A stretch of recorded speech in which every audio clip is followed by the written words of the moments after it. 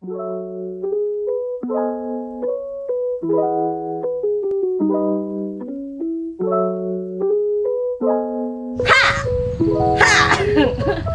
semuanya, kembali lagi bersama saya di YouTube-nya Broplan bersama saya Diana di YouTube-nya Broplan ya Beb.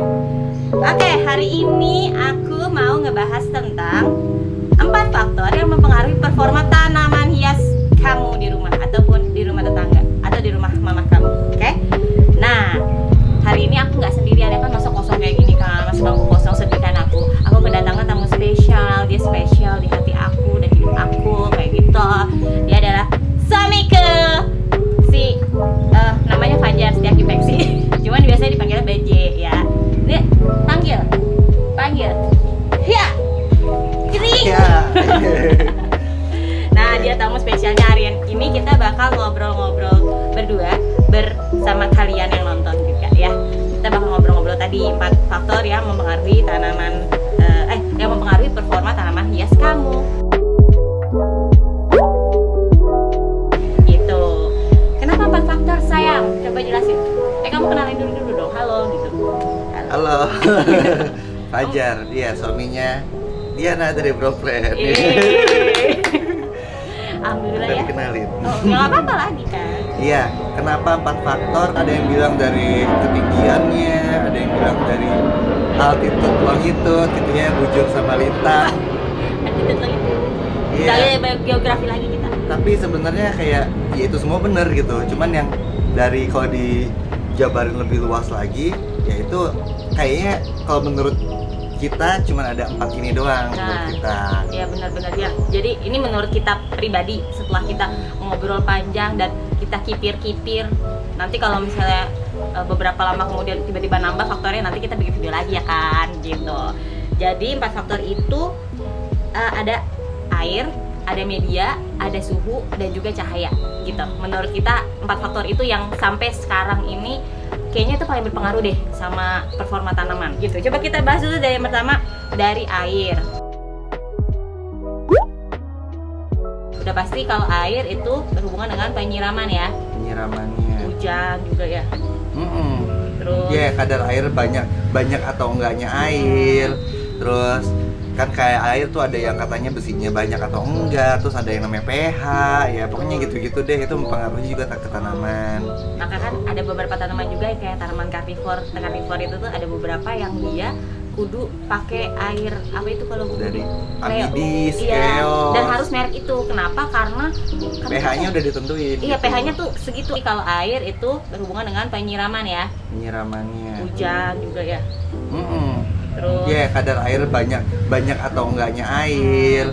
Terus kan kayak air tuh ada yang katanya besinya banyak atau enggak, terus ada yang namanya pH, ya pokoknya gitu-gitu deh, itu mempengaruhi juga ke tanaman. Maka kan ada beberapa tanaman juga kayak tanaman karnivor itu tuh ada beberapa yang dia kudu pakai air apa itu kalau dari amidis, keos. Dan harus merek itu. Kenapa? Karena pH-nya udah ditentuin. Iya, gitu. pH-nya tuh segitu, apa mineral ya? Apa gitu. Pokoknya lupa deh, aku pernah dijelasin, tapi harus merek itu karena dia satu-satunya yang nggak apa-apa ya nyebutnya, nggak apa-apa tahu kan. Ya kan ya. Itu jadi emang dia memang dibayar sama. Oh iya. Ya karena mineralnya atau pH-nya itu emang cocok buat si tanaman karnivor itu gitu. Terus udah gitu kayak kita di sini nih di Taman Anggrek Ragunan juga sebenarnya airnya kurang bagus ya. Iya. Gitu.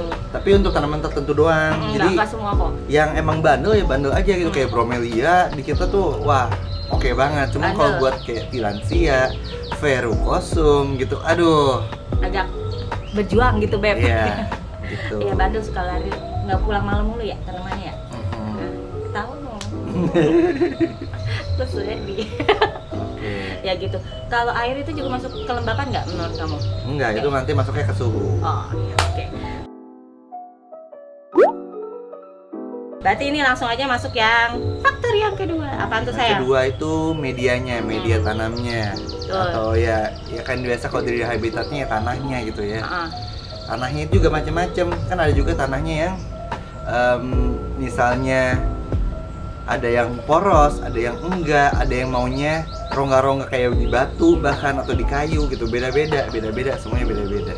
Yang poros tuh, jadi maksudnya gimana? Coba jelasin kalau yang poros tuh seperti apa? Gimana cara taunya ini udah poros atau belum? Untuk tahunya kita poros ini tanaman udah poros atau belum medianya ya siram. Kalau airnya tuh ada tanaman-tanaman yang pengen tetap ada air di dalam medianya, ada juga tanaman yang pengen air itu cuma lewat doang gitu. Jadi kalau kayak tanaman kayak teratai ataupun kayak si Johnstone Easter, Blackjack ya itu, nah itu kan dia nggak apa-apa gitu pakai ada airnya. Bisa ditanam. Cuman kalau kayak pilo-piloan, mostly mereka tuh pengen yang poros yang kita siram airnya langsung turun ke bawah gitu. Nah, kecuali kalau lagi habis propagasi itu ya taruh air gitu nggak apa-apa ya. Tapi kan nggak disiram juga ya. Iya dong, itu medianya. Iya, gitu. Oke, ya jadi ya medianya tuh penting kayak misalnya bromel kita juga cuma pakai kokopit sama sekam. Ya kan sekamnya sih terserah mau sekam bakar ke, mau sekam mentah ke, setelah ada pokoknya kalau bromel itu kagak ngapa-ngapa dah, dia kuat banget dah, dia perkasa gitu. Yeah. Dan juga penyiramannya itu juga gak sesering kayak pilo-piloan karena dia kan juga nyimpen air di daun-daunnya kan. Kalau bromel tuh ada air di dalamnya itu, jadi dia tuh bisa bertahan sampai kurang lebih ya 2 mingguan lah, nggak usah disiram gitu ya kalau nggak panas-panas banget. So waktu itu pernah juga kayak customerku dia pergi kan lebaran gitu 2 minggu dia, terus yang survive yang masih segar tuh cuman sih bromel ini ya, bromel, gusmania, bilbergia kayak gitu-gitu ya, fresia kayak gitu-gitu, dia survive dan masih segar karena dia nyimpen air gitu. Terus udah gitu sama apa gitu. Oh media juga. Kenapa lumut-lumutan sekarang lagi hits banget? Menurut kamu kenapa coba? Karena menurut aku lumut-lumut ini itu hitsnya tuh untuk lebih ke propagasi sih sebenarnya. Untuk numbuhin akar. Jadi kan kalau ya aroid ini ya habis potong gitu kan, akarnya kan pasti masih kecil gitu.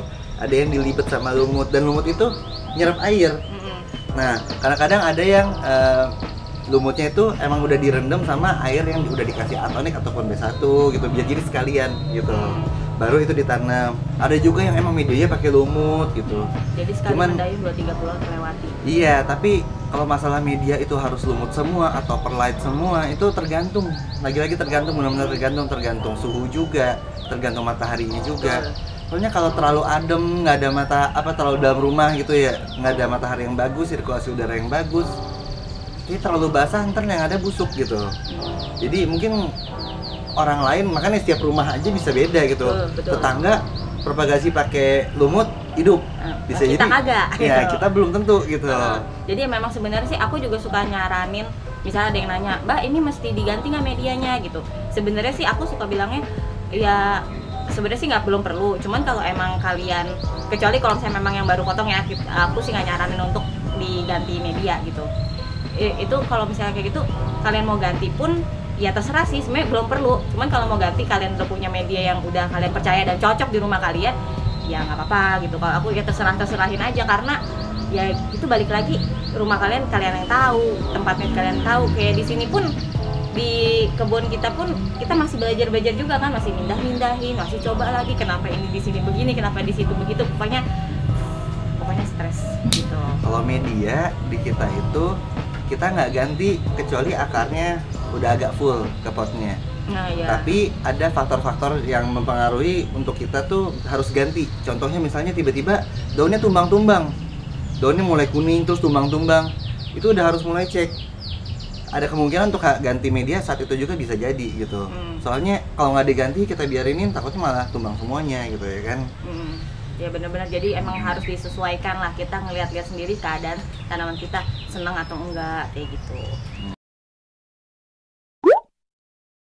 Sekarang yang ketiga, faktor ketiga itu cahaya matahari. Cahaya matahari, soalnya kan gini, kayak Bipennifolium itu ada yang golden, ada yang enggak gitu kan. Ada yang terus biasa. Iya kayak golden crocodile juga. Itu ada beberapa yang suka ditaruh di cahaya matahari yang lebih banyak biar warna kuningnya tuh lebih keluar gitu. Kalau adem tuh bisa lebih menghijau ya, gitu. Betul. Kayak bromelia sih itu penting banget cahaya matahari. Itu bisa kehilangan bahkan warnanya. Iya, mati sih enggak, cuman warnanya berubah jadi hijau. performanya. Dan itu ya daunnya jadi lebih panjang. Nah, tapi itu kalau untuk panjang itu sebenarnya itu cenderung ke hampir semua tanaman. Jadi tanaman-tanaman yang memang di tempat teduh itu cenderung memanjang. Kalau bromelia daunnya memanjang. Kalau anthurium maupun philodendron biasa tangkainya, batangnya tuh lebih memanjang, gitu, lebih ngeluyur-ngeluyur gitu. Kalau panas tuh dia istilahnya tuh lebih roset, lebih compact gitu.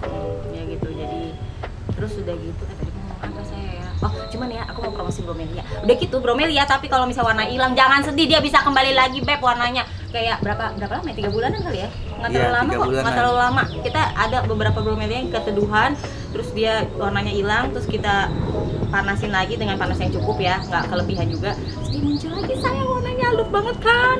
Gitu. Gampang deh kalau bromelia.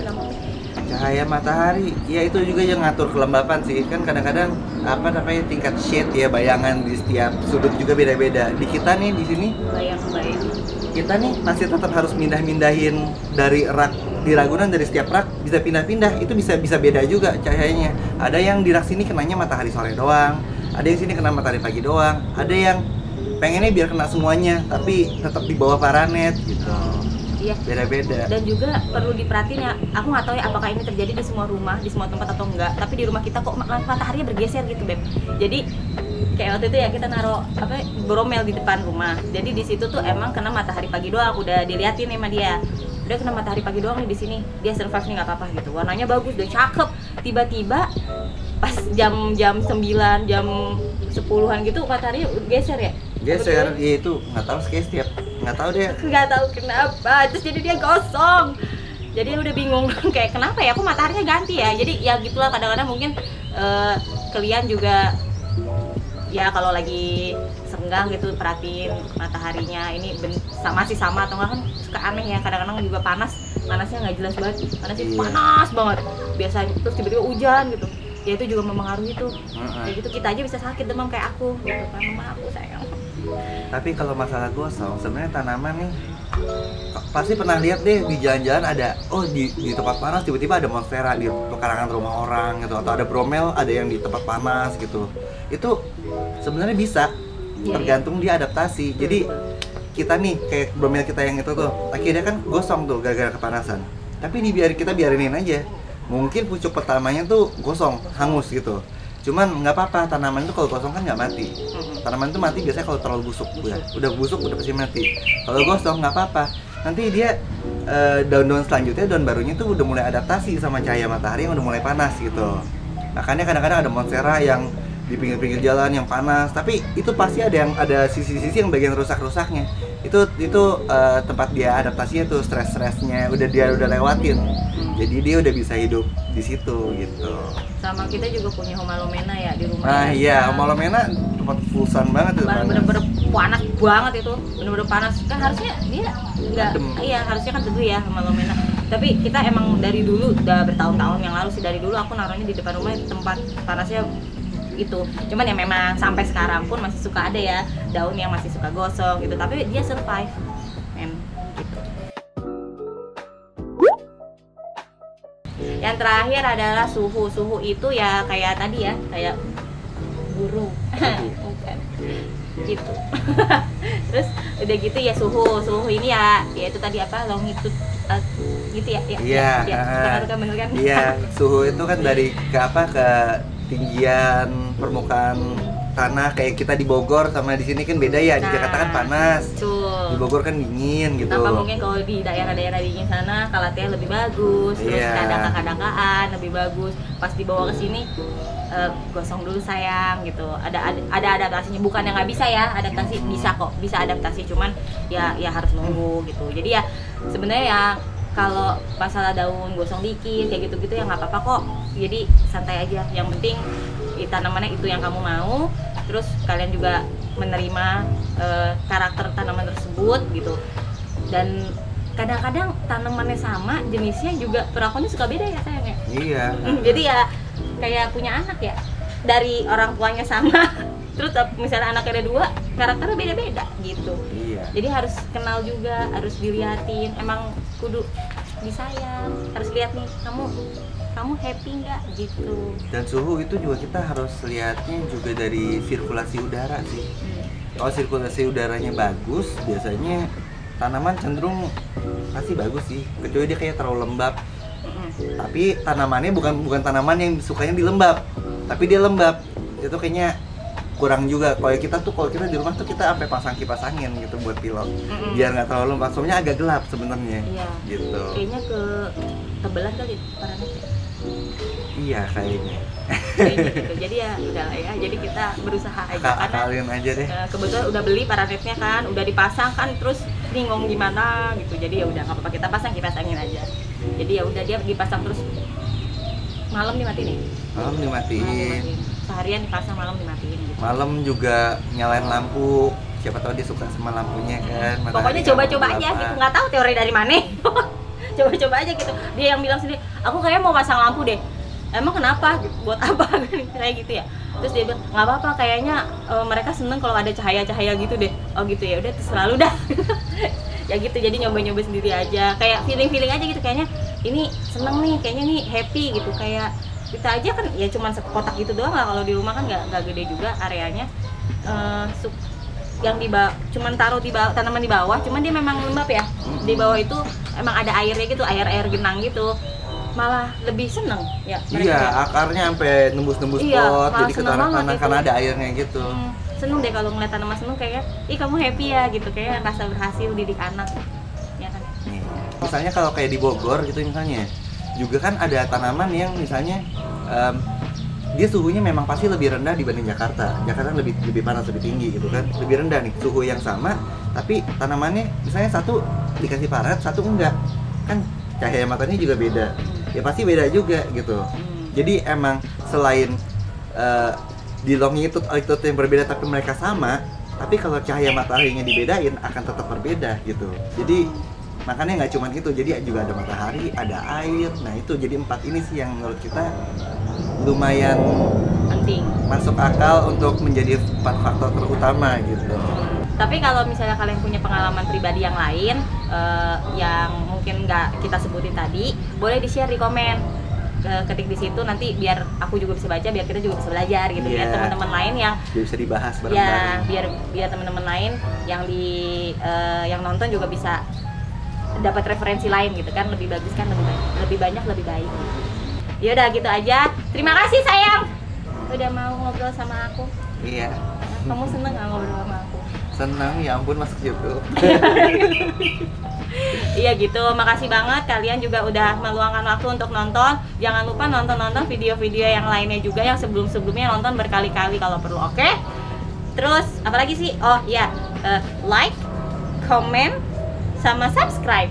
Jangan lupa. Terus jangan lupa follow IG-nya Broplan juga, @bro.plan ya. Terus begitu, jangan lupa main-main ke Taman Anggrek Ragunan Kafling 13. Terima kasih banyak ya sayang. Dadah. Aduh.